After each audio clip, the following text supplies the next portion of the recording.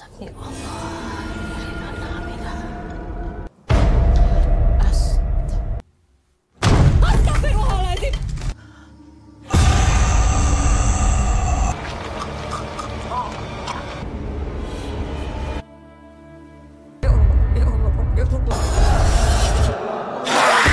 Nagsimula ang movie kay Siti at sa kanyang anak na si Layla, at ang trabaho nila ay ang magpaligaw ng mga patay. Magpapaligaw sila ng isang babaeng patay ngayon, ngunit natatakot naman si Layla dahil nakita niya na may mga pasa, may mga hiwa sa likod at tila nabubulok na ang bangkay na iyon, at nang buhusan nila ito ng tubig ay biglang dumilat ang mga mata nito. Kinabukasan ay nagpunta ang lahat ng mga taga-nayon sa birthday party ng anak ni Mrs. Ida, at dumating din doon ang mga kaibigan ni Mrs. Ida, at lahat sila ay iniwan ng kanilang mga asawa maliban kay Terry na isang single. Habang nagsasaya ang lahat doon ay nakita ni Siti na tila nag-aalala si Mrs. Ida, at habang papauwi ay nagtalo sila ni Layla, dahil ayaw ni Layla na maging isang tagapaligaw ng mga patay, ngunit ipinaliwanag ni Siti na iginagalang ang kanilang trabaho at hindi ito basta nagagawa ng lahat. Kinagabihan ay nagdasal na si Siti at hindi natin alam kung bakit takot na takot siya sa mga nakaraang araw, at habang nagdadasal ay naramdaman niya na may isang multo sa kanyang likuran, at pagkatapos ay narinig niya na in-announce sa kanilang nayon na namatay na si Mrs. Ida,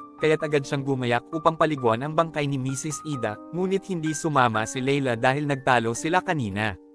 Pagkarating ni Siti sa bahay nila Mrs. Ida ay nakita niya na duguan na tila binugbog ang katawan nito, samantala ay nakarinig si Layla na parang may lumalakad sa kanilang bubungan, at biglang nabutas ito kaya't pinagtulungan nila ni Arif na gawin at pigilan ang tagas ng malakas na ulan. Pagka-uwi ni Siti ay nakita siya ng magkapatid na tila nag-aalala, kaya't tinulungan siya ng mga ito na makapasok. Pagkabihis ay sinunog niya ang lahat ng mga duguang damit ni Mrs. Ida, at sinabi niya kay Layla na dapat mong sunugin ang mga gamit ng mga namamatay na mga tao. Tumango si Layla at sinabi niya na magpahinga ka na sa loob at ako na ang gagawa niyan. Pagkatapos ay nakita ni Layla ang isang punit-punit na picture sa mga damit ni Mrs. Ida, at nakita niya na kasama din si Siti sa picture na iyon, at pagpasok ay nakita ni Siti na naging demonyo ang kanyang mukha sa salamin, at paghiga ay naramdaman niya na humiga na din si Layla, kaya't sinabi niya dito na isinara mo ba ang pinto anak, at laking takot niya dahil wala naman pala si Layla doon, at pagpasok ni Layla ay sinabi nito na ano bang nangyayari sa iyo mama, at sa kalagitnaan ng gabi ng magising ay nakita niya ang napakalaking anino na tila mga kamay ng isang halimaw,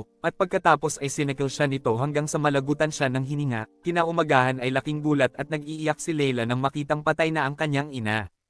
Sobrang nalungkot si Layla at Arif sa biglang pagkamatay ng kanilang ina dahil walang ibang embalsamador sa kanilang nayon maliban sa mag-ina, kaya't ngayon ay kailangang paliguan ni Layla ang kanyang ina, at nang buhusan niya si Siti ng tubig ay biglang dumilat ang mga mata nito. Hindi natakot si Layla at sa halip ay sinabi niya dito na tanggapin mo na ang iyong pagkamatay, patay ka na at ipikit mo na ang iyong mga mata, at nang buhusan niya ulit ng tubig ang ina ay biglang bumukas ang bibig nito, at laking gulat niya nang makita niya ang isang piraso ng tinik ng barbed wire sa loob ng bibig ni Siti. Pagkatapos niyang itago ang kanyang nakuha ay inilibing na nila ito sa sementeryo, at kahit na ibinili ni Siti ay hindi pa din niya sinunog ang damit nito. Pagkatapos ay pinagsabihan niya si Arif na parang baliwala lang sayo ang pagkamatay ni mama, at mas inuuna mo pa yung trabaho mo, at nang kamustahin siya ng mga kaibigan ni Siti ay nakita ng mga ito ang dugo ang mga bedsheet kung saan namatay si Siti, at agad na isinarado ni Layla ang pinto at ngayon ay alam na niya na hindi isang simpleng bagay lang ang pagkamatay ng kanyang ina, at alam din niya na may nakatagong sikreto sa likod ng pagkamatay nito,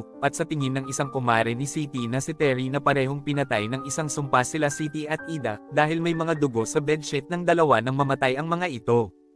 At habang nag-uusap ay biglang nahiwa ang isang daliri ng kanilang kasama. Kinagabihan ay nagdasal sila ng sama-sama para sa kaluluwa ni Siti, at habang nagdarasal ay nakaramdam ng kakaibang takot si Layla, at nakita ng isang kumare ni Siti ang multo ni Ida kaya't nagsisigaw ito sa takot, at biglang nawalan ng kuryente, at pagkasindi nila ng mga kandila ay biglang nakita ni Layla ang multo nila Siti at Ida, at nakita din niya ang multo ng isang kumare ni Siti na kasama niyang nagdadasal doon, kaya't nag-aalala siya na baka ito na ang susunod na mamamatay. Pagkatapos ay umuwi na siya sa kanilang bahay at nakita niya doon ang multo ng kanyang ina na nagdadasal, at nang kuhanin niya ang damit nito ay natapakan niya ang isang tinik ng barbed wire, at pagkatapos ay biglang lumitaw ang multo ng kanyang ina sa kanyang likuran. Samantala ay makikita naman natin ang kumare ni Siti na nakitang isang multo ni Layla kanina, at kinakausap nito ang kanyang anak na lalaki, at bigla niyang narinig na may nagbukas ng cabinet sa kanilang kwarto, at nang buksan ay biglang sinunggaban ng mga nakakatakot na mga kamay ang kanyang leeg, at pagkadating ng kanyang anak ay biglang biglang sumara ang pinto, at pagkabukas ay nakita na lang nito na patay na ang kanyang ina.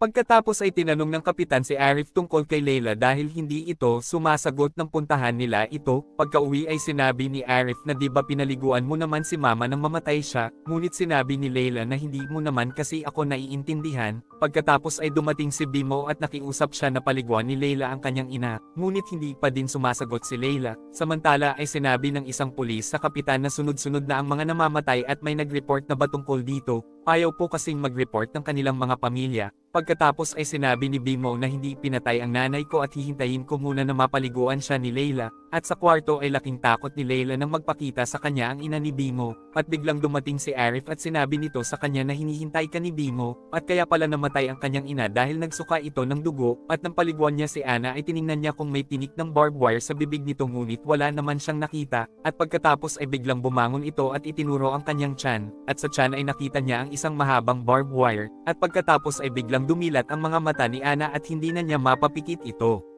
Samantala ay tinanong ng pulis si Terry kung nagkaroon ba siya ng isyo kay Ana. Hindi naman po ako malapit kay Ana at ayoko ng pag-usapan ang tungkol sa kanya. Kinabukasan ay sinabi ni Bimo kay Layla na bago mamatay ang aking ina ay narinig ko na tinawag niya ang pangalan na Noor, at itinuro niya kay Layla sa isang lumang picture kung sino si Noor, at tinanong siya ni Layla kung nasaan na ito. Matagal na siyang umalis dito dahil nagkaroon siya ng isyu tungkol sa paninira ng mga pamilya, at sa labas ay sinabi ni Terry sa kanya na pinatay ng isang sumpa si Siti, Ida at Ana dahil nagkalat ang dugo nang mamatay ang mga ito. Kinagabihan ay hinukay ni Layla ang bangkay ni Ida at nakita niya ang isang mahabang barbed wire sa hita nito, at nagsisigaw siya sa takot at nagtatakbo nang makita niya ang mga patay na nakapaikot sa kanya. Kinaumagahan ay inannounce sa buong nayon na may humukay sa bangkay ni Ida, at nagpunta si Layla sa bahay ni Ida upang malaman niya ang tungkol kay Noor. Nakita siya doon ni Tuti at sinabi nito sa kanya na isang masamang tao si Noor dahil naninira ito ng mga pamilya, at nang biglang magkasugat sa mukha si Tuti ay dumating ang totoong Tuti, at tinanong niya ito tungkol kay Noor ngunit sinabi nito na may humukay sa bangkay ni Ida. Samantala ay nakita ni Arif ang ginamit na pala ni Layla. Ikaw ba ang naghukay sa bangkay ni Ida kagabi? Gusto ko lang kasi malaman kung bakit inilihim ni Mama ang dahilan ng pagkamatay ni Ida. Hayaan mo na lang iyan sa mga pulis, hindi na kailangan dahil nakita ko na ang barbed wire na ito sa bibig ni Mama at sa iba pang mga namatay, at lahat sila ay naging mga biktima ng isang sumpa. Pagkatapos ay nakita nila sa bintana na nagtatatakbo palayo si Terry. Pagkatapos ay minarites ni Terry sa isang nanay na sinabi ni Layla na pinatay ng sumpa sila Siti, Ida at Ana, kaya't kumalat ang chismis na ito sa buong nayon. Kinagabihan ay sinita ni Layla si Terry tungkol sa pagmamarites nito tungkol kay Noor, ngunit namagitan sa kanila ang pulis na si Drajot. Sinabi nito na matagal nang patay si Noor dahil binawi niya ang sariling niyang buhay at may isa siyang anak, kaya't wag niyo na siyang isali sa mga chismis niyo. Pagkaalis ni Drajot ay sinita ulit ni Layla si Terry, ngunit biglang sinaniban si Terry ng kaluluwa ni Noor at sinabi nito na tulungan mo ako Layla. Pinagbintangan nila ako na inagaw ko ang kanilang mga asawa. Sinabi nila sa akin na mamatay na ako dahil naninira daw ako ng mga pamilya, kaya't ngayon ay nalaman na ni Layla kung ano ang ginawang kalupitan ng mga taga-nayon kay Noor. Pagkatapos ay umalis na ito sa katawan ni Terry. Kinagabihan habang natutulog ay inatake si Layla ng isang demonyong anino gaya ng nangyari sa kanyang ina, at nang ilibing siya sa sementeryo ay bigla siyang nagising at napagtanto niya na isang panaginip lang pala ito. Pagkatapos ay pinasok niya ang bahay ni Larika na kaibigan ni Arif, at nakita niya sa ilalim ng isang sirang tile ang nakatagong picture ng ina at mga kaibigan nito, at laking gulat niya nang malaman niya na anak pala ni Noor si Rika. Samantala ay pinatay naman ng isang demonyong nilalang si Tuti, at pagdating ni Layla kila Terry ay naabutin niyang nagdadasal ito, at sinabi niya dito na ang lahat ay may kinalaman kay Noor, at laking takot niya nang makita niya na multo pala ito nila Siti, Ida at Ana, at nagtsismisan ang mga ito at sinabing inakit din ba ni Noor ang mga asawa niyo. Pagkatapos ay narinig ni Layla na inannounce na namatay na si Tuti, at pinaliguan na ni Layla ang bangkay ni Tuti, at nakuha din niya ang mga barbed wire sa bibig at mata nito. Pagkatapos ay biglang lumitaw ang mga multo nila Siti, Ida at Ana at humihingi ng tulong sa kanya ang mga ito.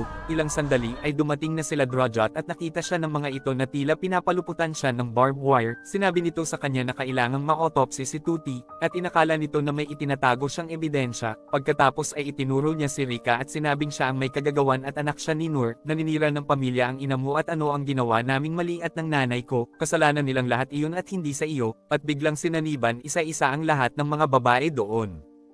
Pagkatapos ipinakita ang isang nakaraan, kung saan ay pinasok nila City ang bahay ni Noor at isinubsob nila ang mukha nito sa isang barbed wire habang sinasaktan, dapat lang na mamatay ka na dahil naninira ka ng pamilya, at kasalukuyan ay ginawa din ng mga taga-nayon kay Rika ang ginawa nila sa ina nito, kaya't pasigaw na sinabi ni Rika sa kanila na tumigil na kayo, ganyan din ang ginawa niyo dati sa aking ina. Oo, kasalanan ko ito pero dapat din kayong sisihin sa nangyari dahil pinarusahan niyo siya. Alam na namin na mamamatay tao kang talaga kagaya ng iyong ina, at nagpatuloy na sila ng pananakit nila kay Rika. Samantala ay sinabi ng multo ni City kay Layla na pigilan mo sila, at nang pigilan niya ang mga taga-nayon ay siya naman ang sinaktan ng mga ito, at agad siyang tinulungan ni Arif ngunit si Arif naman ang pinukpok ng mga ito sa batok, at habang nag-iiyak si Layla sa pagkamatay ng kanyang kapatid ay nag-alisan na ang mga taga-nayon, at sa huli ay ipinakitang patuloy pa ding nagpapaligaw si Layla ng mga patay, at makikitang tinatanggal niya ang isang karayom sa bangkay, ibig sabihin na siya na ngayon ang sumumpa sa kanyang mga kanayon.